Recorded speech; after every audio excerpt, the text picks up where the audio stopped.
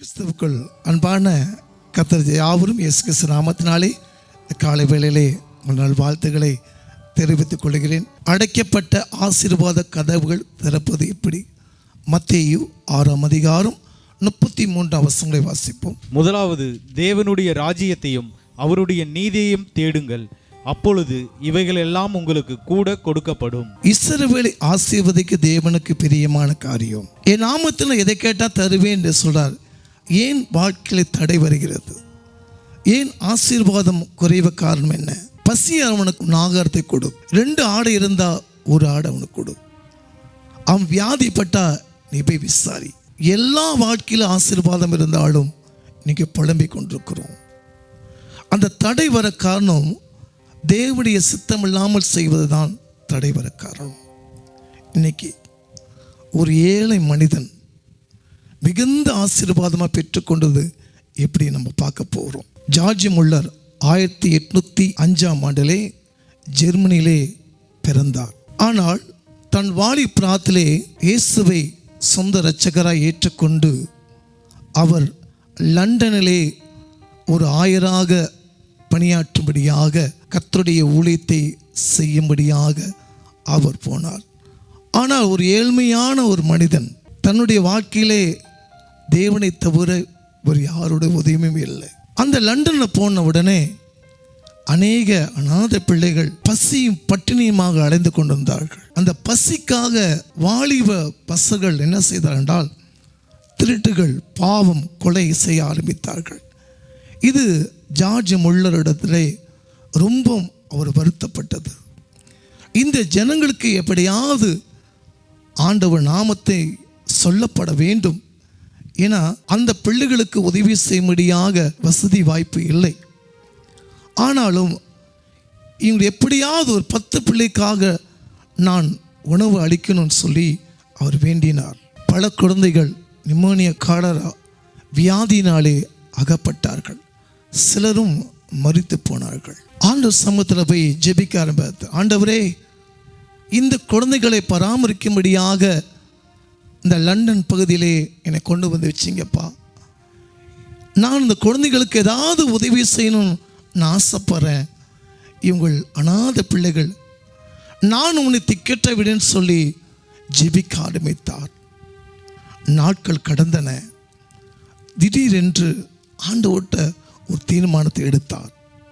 என்ன எடுத்தார்னா, ஆண்டவரே, இந்த பிள்ளைகளுக்காக நான் போய் பணம் கேட்க மாட்டேன், கையேந்த மாட்டேன், நான் ஜெபம் பண்ணுவேன், நீங்கள் எனக்கு கொடுக்கணும், இதுதான் என் தீர்மானம் என்று சொல்லி அவர் ஜெபிக்க ஆரம்பித்தார்.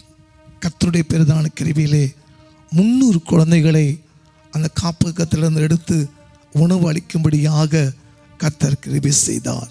நாட்கள் ஆக ஆக அது 10,000 பிள்ளைகளாக பெருகப்பட்டது. பெரிய பெரிய திருமண காரியம், கலை நிகழ்ச்சி முடிந்த உடனே உணவு அளிக்கும்படியாக, ஐயா சாப்பாடு மீதி ஆயிடுச்சு விட்டியா, உங்கள் குழந்தைகளுக்கு எடுத்துகிட்டு போங்க சொல்லி அநேகர் உணவை கொடுக்க ஆரம்பித்தார்கள். இவருக்கு மிகுந்த மகிழ்ச்சி. ஆனாலும் அவர் என்னன்னா ஒரு வாடகை இடத்துல இருக்கிறார். கர்த்தருடைய சமூகத்தில் ஜெபிக்க ஆரம்பித்தார். என்ன நடந்தது பார்ப்போம். ஒரு பெரிய ஐஸ்வர்யவான் என்ன செய்தார்னா, இவளை பார்த்து இவ்வளோ உண்மையை செய்கிறார் என்று சொல்லிக்கூடிய, நான் உனக்கு பல ஏக்கரை தரேன்னு சொல்லி இடத்தை ஒதுக்கி கொடுத்தார்கள். அது மட்டும் இல்லை, 150 ஆண்டுகளுக்கு முன்பாக, நம்ம இப்போ இருக்க வேல்யூ பார்த்திங்கன்னா 7,50,00,000 ரூபாய் சேமிப்பை சேர்த்தி வச்சு அந்த 10,000 பிள்ளைகளுக்கு ஒரு சொந்தமாக இடத்தை வாங்கி அவர் ஜெபிக்க ஆரம்பித்தார்கள். வாலிப பசங்கள் பிள்ளைகளும் தடுமாற்றம் இல்லாமல் ஆண்டவரை சொந்த இரட்சகரை ஏற்றுக்கொண்டு தொடர்ந்து கர்த்தருடைய ஊழியத்தை கனமான காரியங்கள் செய்து கொண்டிருந்தார்.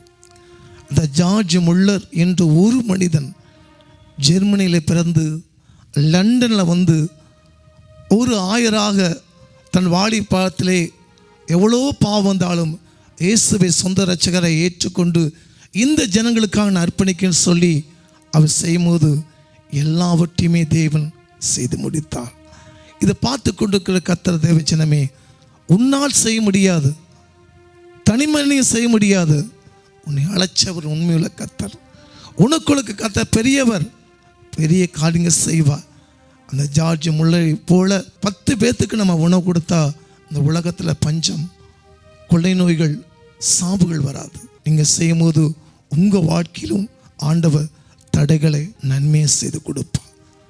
ஜெபிப்போம். உலகம் உங்களை கைவிடலாம், உன்னை அழைச்ச கர்த்தர் ஒருபோதும் கைவிடாத தேவன். உன் கதவு ஒரு கதவு அடைச்சாலும் கர்த்தரே உன் வாசலை திறந்து கொடுப்பார். தேவன் உனக்கு திறந்த வாசலை வைத்திருப்பார்.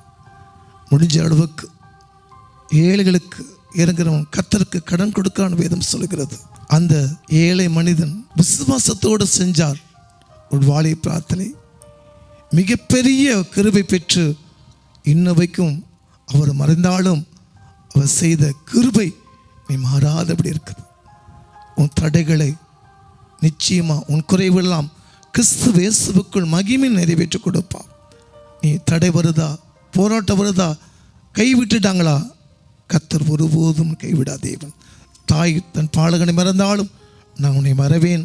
அப்பா, என் பிள்ளைகள் ஆசீர்வாதம் என்னென்ன கதவு அடைக்கப்பட்டதோ இந்த நாளில் திறந்து கொடுங்க, ஆசீர்வதி. இயேசுவின் நாமத்தில் நல்ல பிதாவே, ஆமென். நிச்சயமாகவே ஆண்டவனுக்கு திறந்த வாசல் கொடுப்பா. நீங்களும் அந்த வாசலை பிரவேசிங்க. கர்த்தர் கிருபையை ஆசீர்வதிப்பார். God bless you. ஆமென்.